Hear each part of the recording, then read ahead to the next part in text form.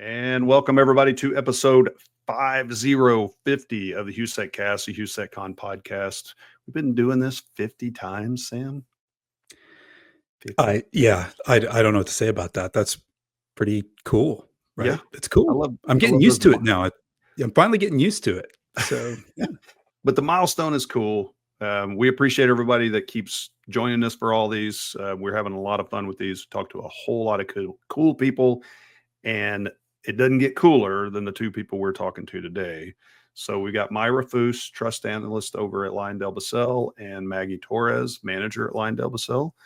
They're going to come talk to us about all the cool stuff they're doing with youth and helping youth and doing all the stuff they're doing in the Houston community for cybersecurity. This is going to be a great show, man. It is. It absolutely is. It's really cool. Doesn't get any better than people who have a passion for the community. So, all right, let's go talk to Mayra and Maggie. Let's go. All right, everybody. Mayra and Maggie, how you doing today? Good, thanks. Really good. Yep.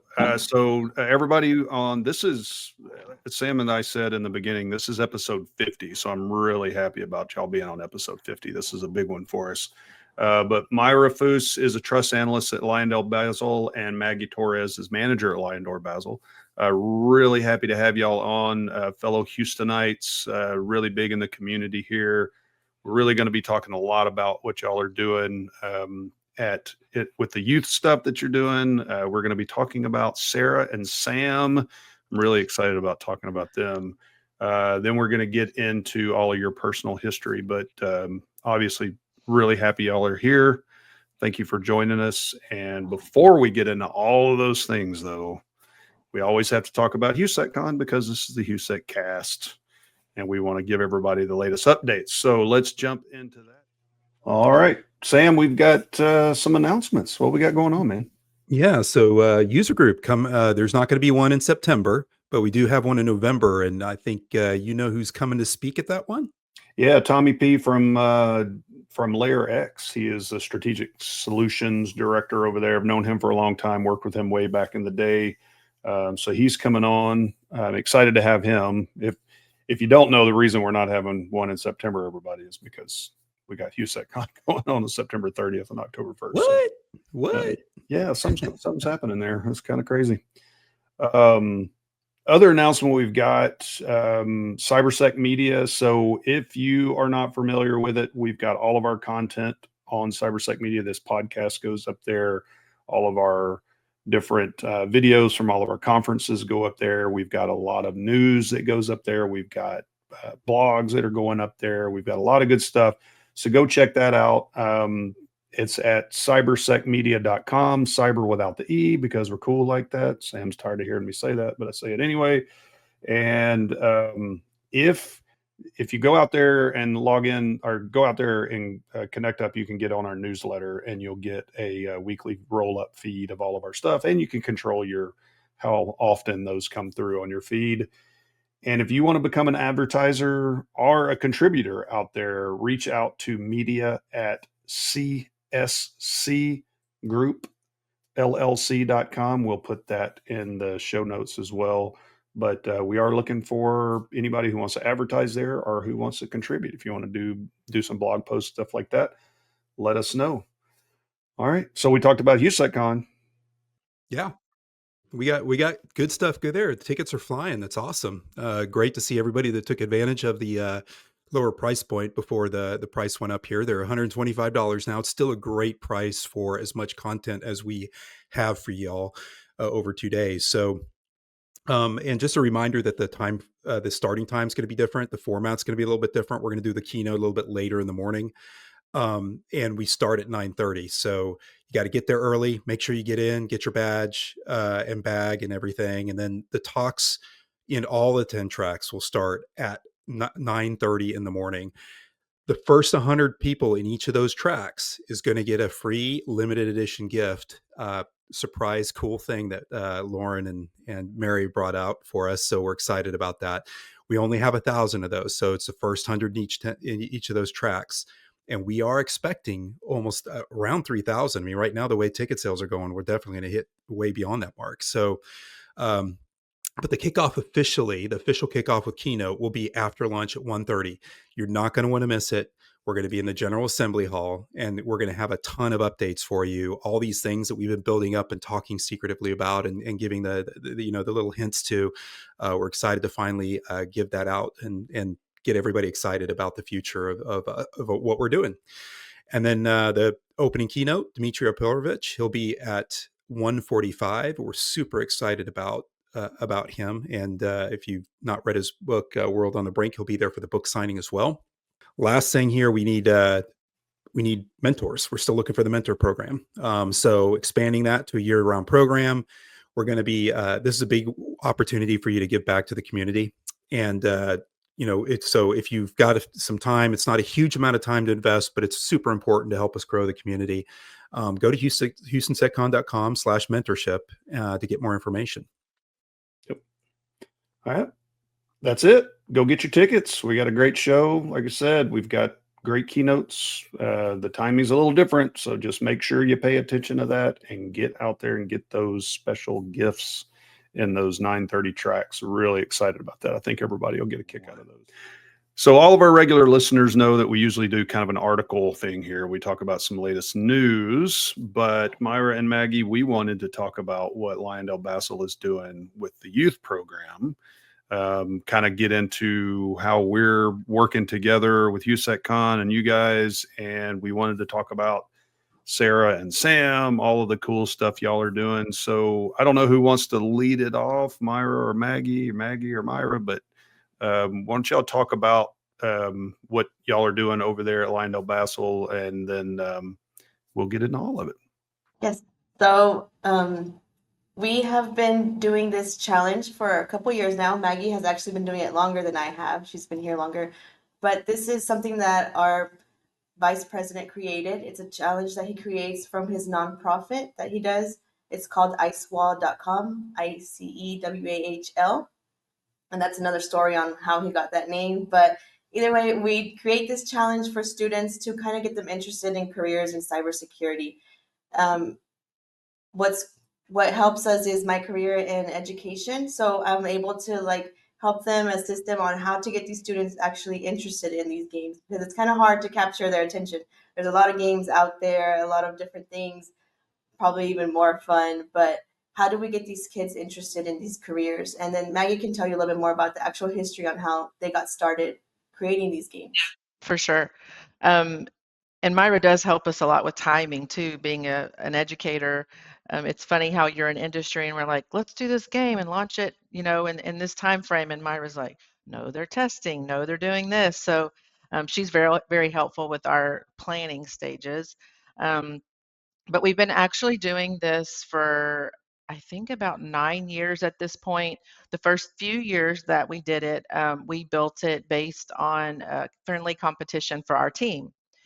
So grown-ups kind of competing against each other. And then we decided that we wanted to take it to the students.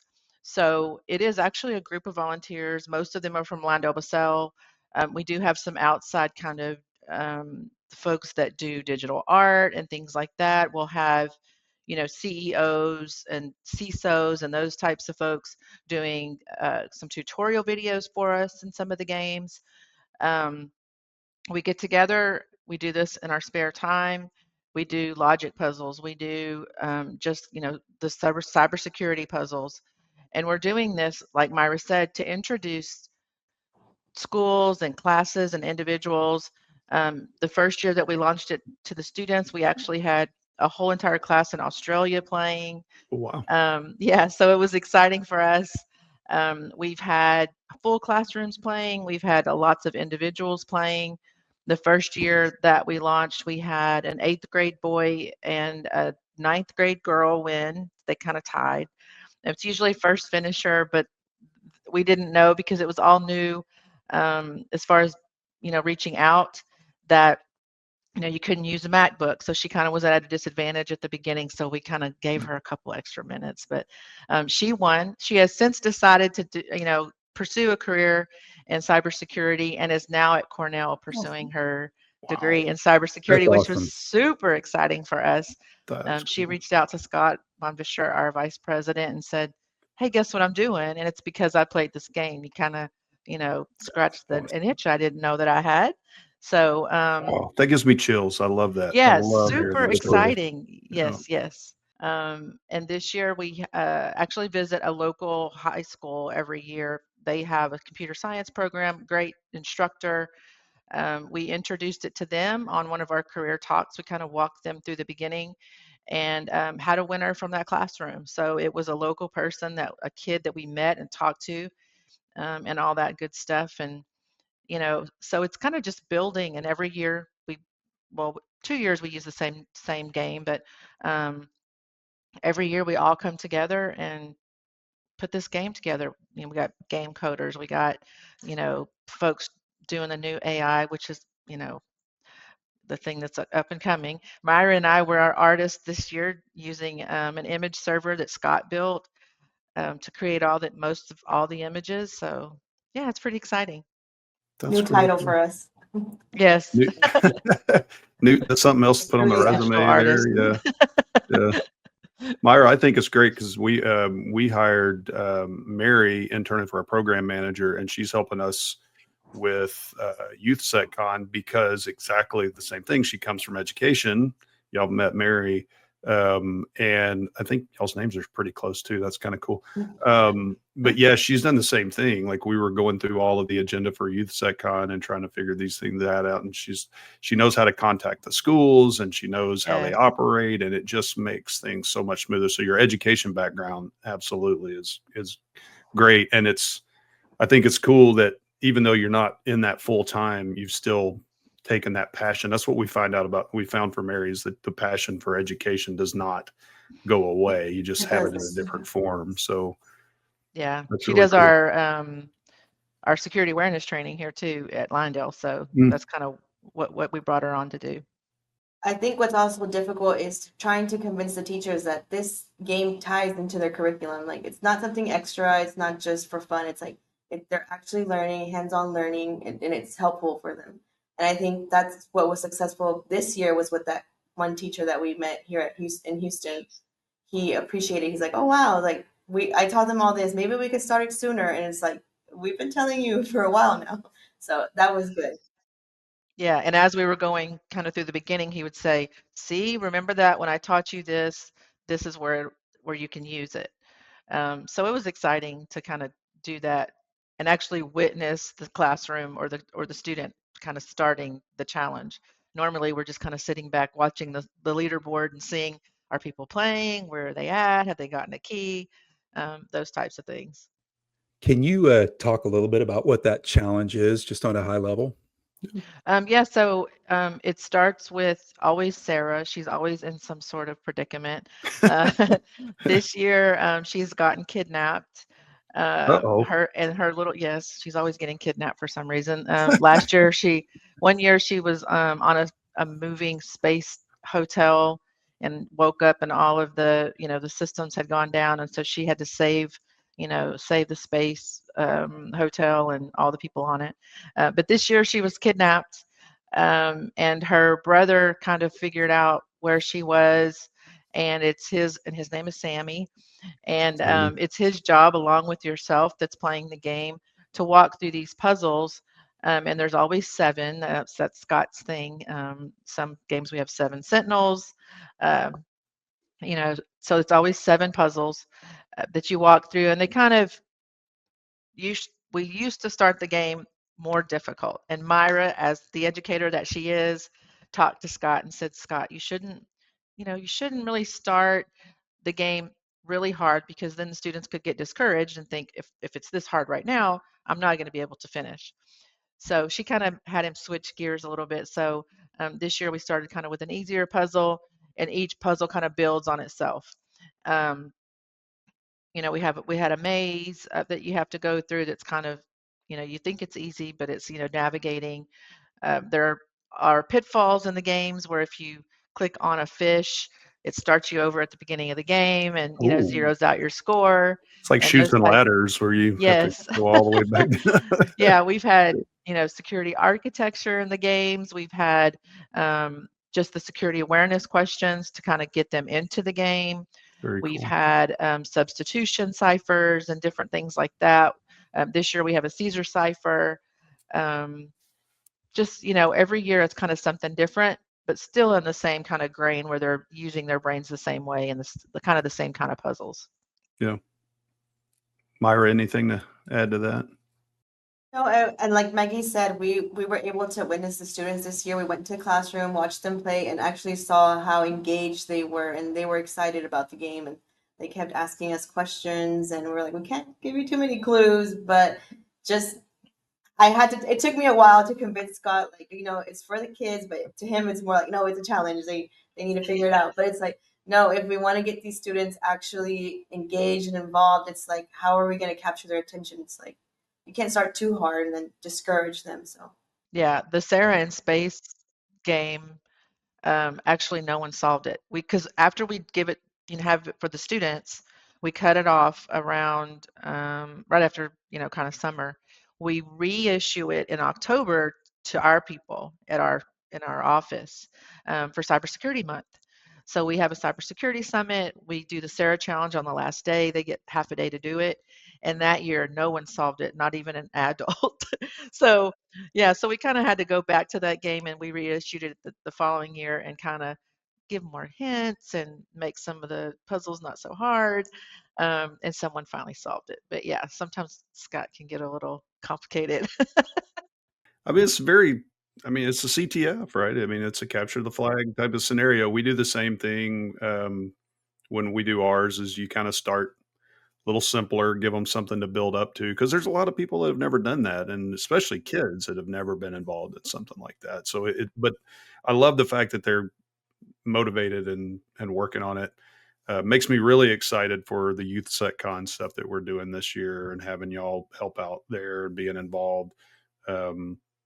Doing some of those flags there that we've had, different people put in input and build those out. Kind of, I guess it's not a capture the flag. It's more of I guess we're calling it an escape room, but it's a similar concept, right? That's kind of what we call ours too, Yeah. actually, because it's always kind of to the end, you have to get out kind of thing. Yeah. Get It's Sara always, out because she yeah, keeps getting save Sarah. kidnapped. It's always, You need to that's what we talk to call them. Sara and She is just problemsome.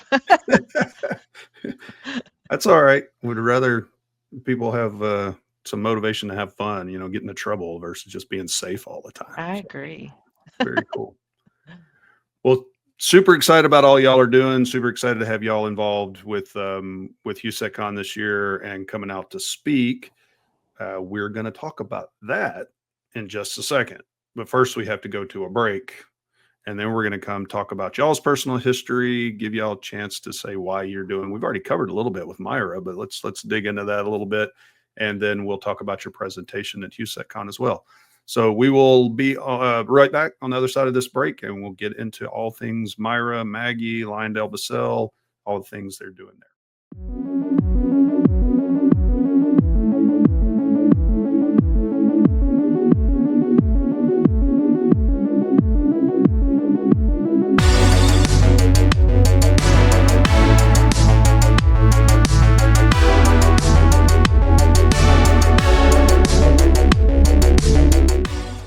And we are back. Hope everybody enjoyed the break. So let's talk about personal history. So last time, Mayra, you started. So we're going to start with Maggie this time. So Maggie, we always go through with our guests what got them into cybersecurity, what brought you into it, what makes you passionate about it. Why don't you give us about 5 minutes? We can have some discussion about what brought you in. I've always had kind of a technical role as a side role in most of my positions that I've held. I came to LyondellBasell actually in a support role for Scott Von Fisher, who's our Vice President of Cybersecurity. Did that, and as I was doing that, kind of got some extra tasks added to my list of tasks. I started to do, we had an assessment done, and we never had anyone dedicated to doing security awareness training for our users. It was kind of a side job for the folks that were doing it at the time. So I was asked to move out of the admin role and into this role to head up security awareness, which was absolutely insane to me. considering we have, about 27,000 users. And here I was about to start doing all of our phishing tests and, Make you campaigns. real popular really Yeah. fast. Oh gosh, really. Don't click on stuff kind of campaigns, um, begging me not to send them any more emails that they're getting in trouble for. But just kind of sitting in the middle of smart people listening. And I had never been in an actual cybersecurity role. My whole entire career, I was in executive recruiting, in a support role there too. But like I said, always had the technology part. I was doing field service work, patching phones into cubes and, into the server room and things like that, and Yeah. doing backup tapes. And so I always kind of had that imaging computers and talking about safety and data safety and things like that, Mhm. training people. So it was kind of always in the background. But once I came here, it was funny. I noticed all the aspects of cybersecurity that most people don't think about. So I gave GRC a little bit of a try. I helped out there. I've done disaster recovery. I've done some of that. So some of the aspects that are not as technical as what people think. As soon as you think of cybersecurity, you think of a SOC analyst or somebody sitting in a room doing coding or monitoring traffic and things like that. They don't know about the other aspects that are the less technical things that they could get into. And we actually introduce that stuff to our students too. When we go to the schools, we give them a career test, and they kind of see the different aspects where they fall based on their personality. But um, so yeah, it just kind of became a passion for me. And then Scott we were talking about how such a low percentage of female students get offered a career in cybersecurity, especially 10 years ago, especially 10 years ago when I kind of started, a career in cybersecurity as an option.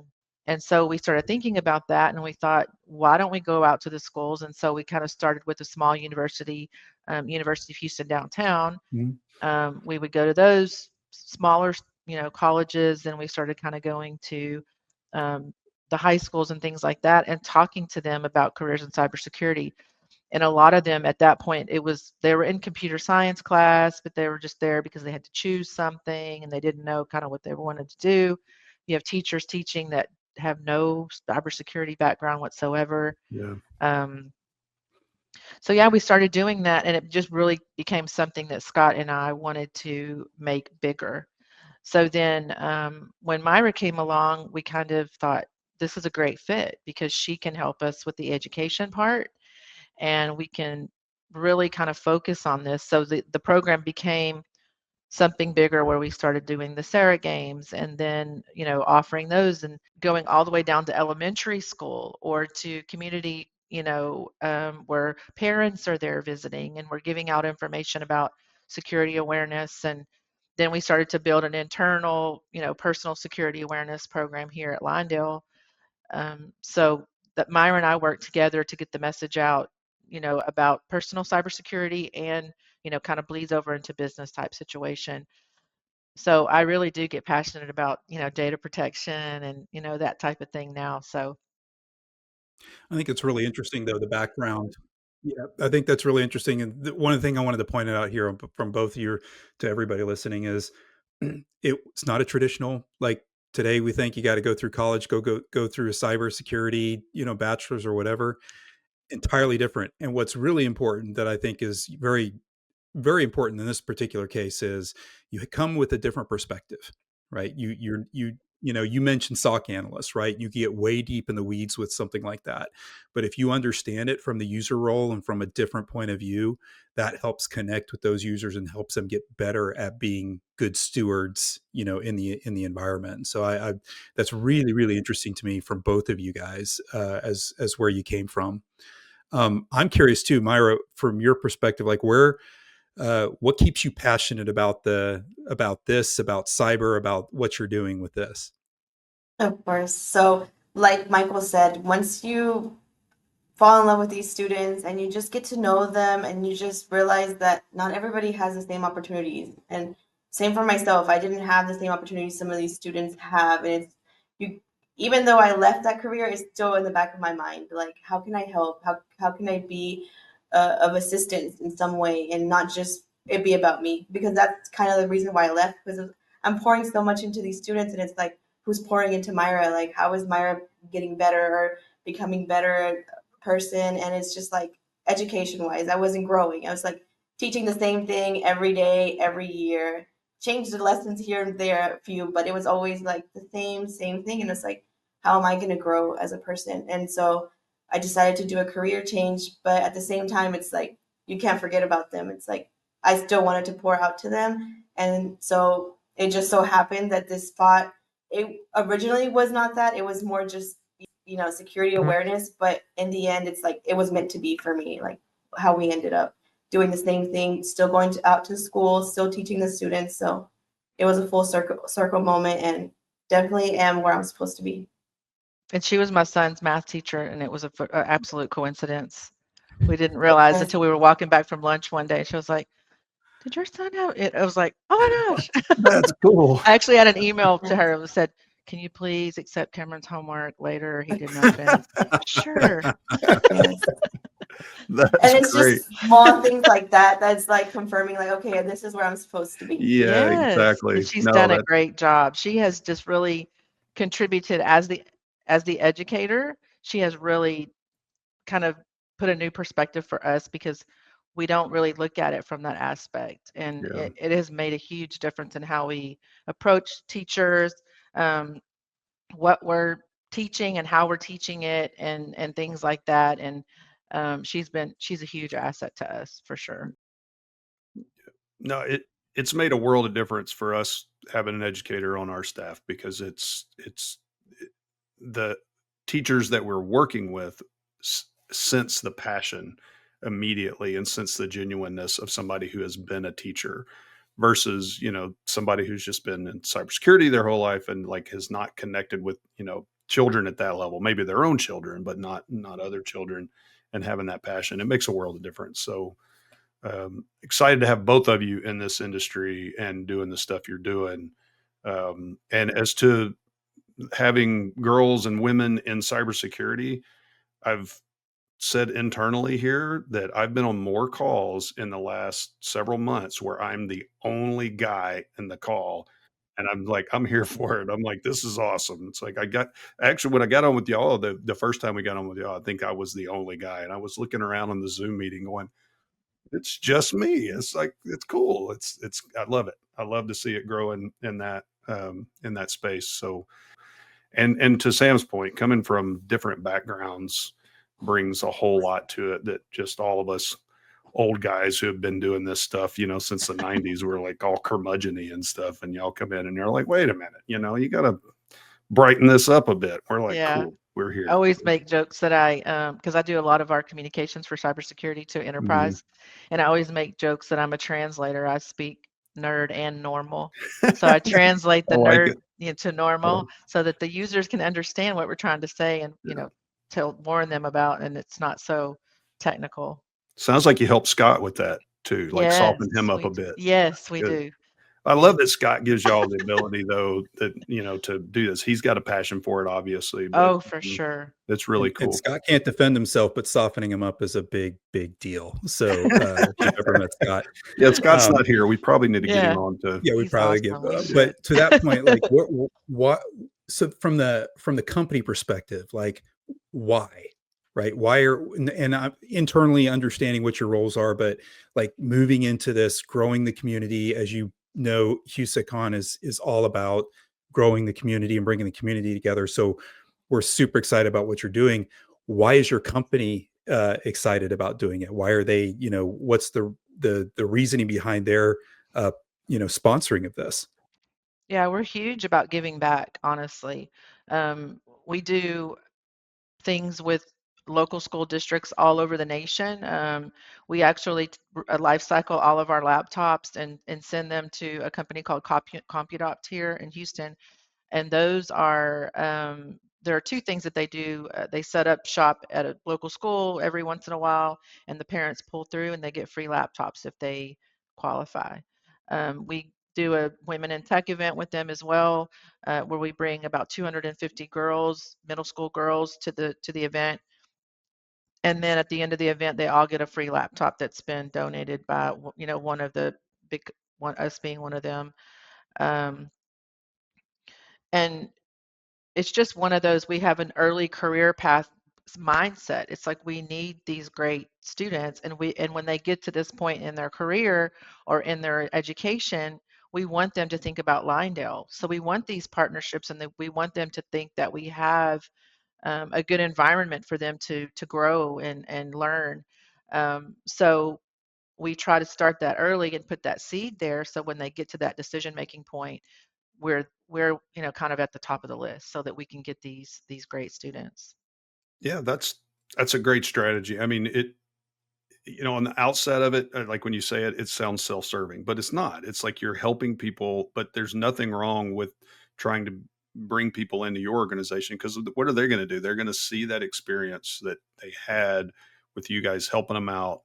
When they come into it, they're hopefully going to extend that, because we're all going to retire at some point, right? And that younger generation that comes in um, is going to see that giving attitude and try to bring that into the next generation as well. So I love it.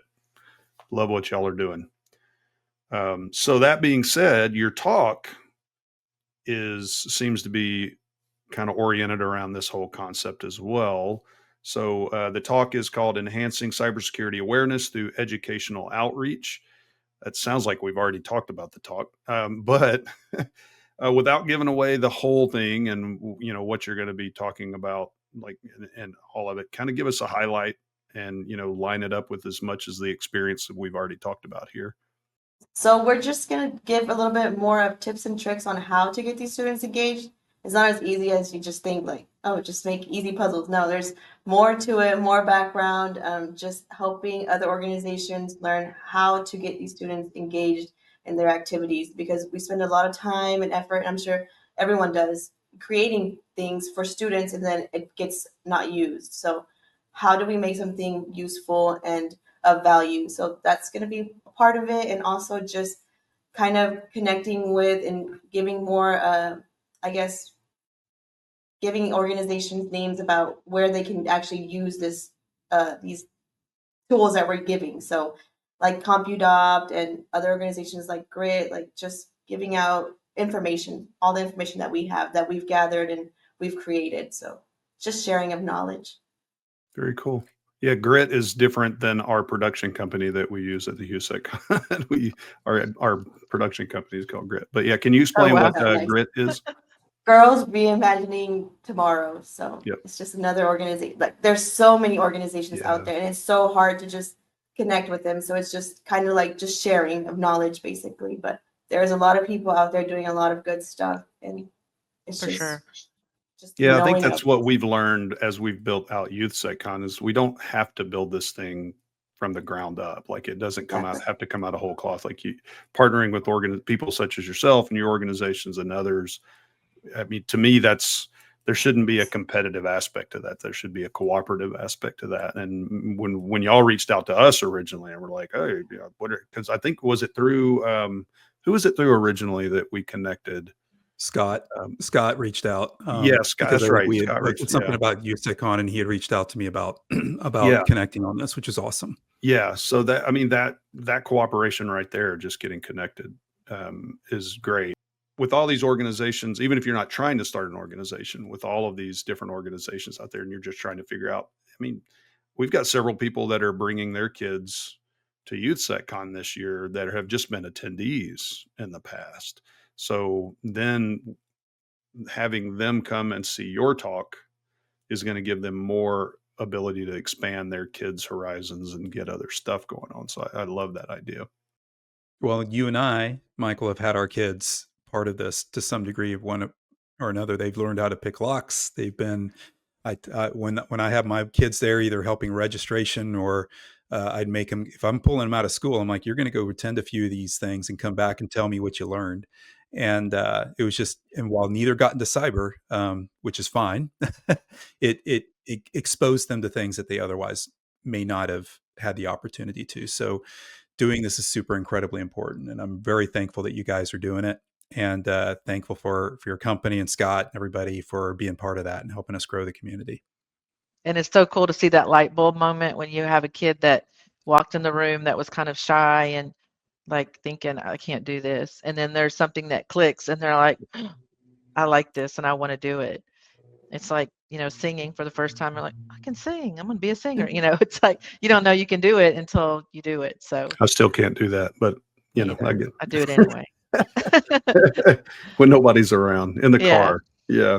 But we've had quite a few moments at Grit and CompuDopt where you see that couple of kids that it clicks with them and they're like, oh, wow, I can do this.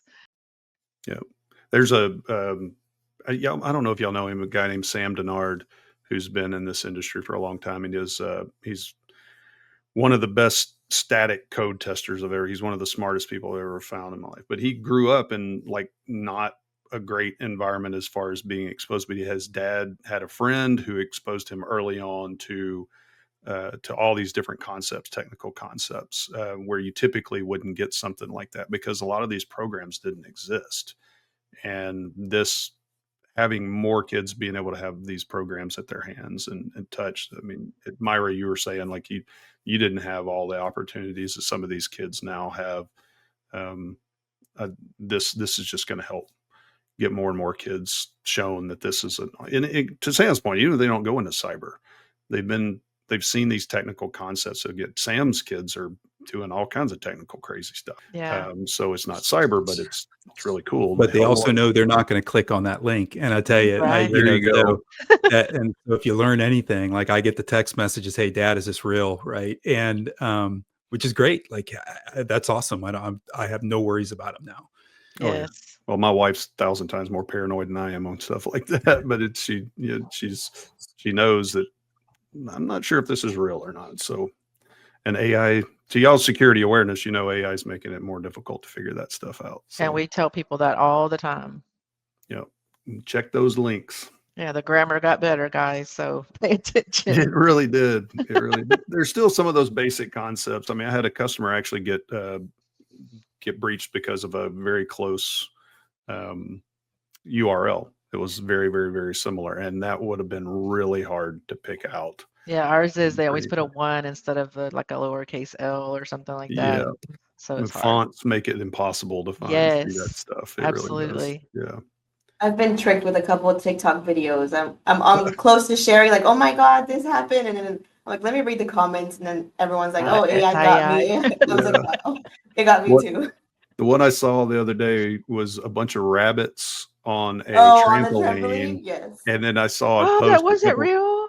It was not real because there was a post a couple of days later of somebody saying, I'm just going to turn over here and get in the corner because I fell for this video. I did too. I was like, oh. It looked really good. And I was like, those rabbits are very magically synced up. Maybe this is not real, but it looks really good.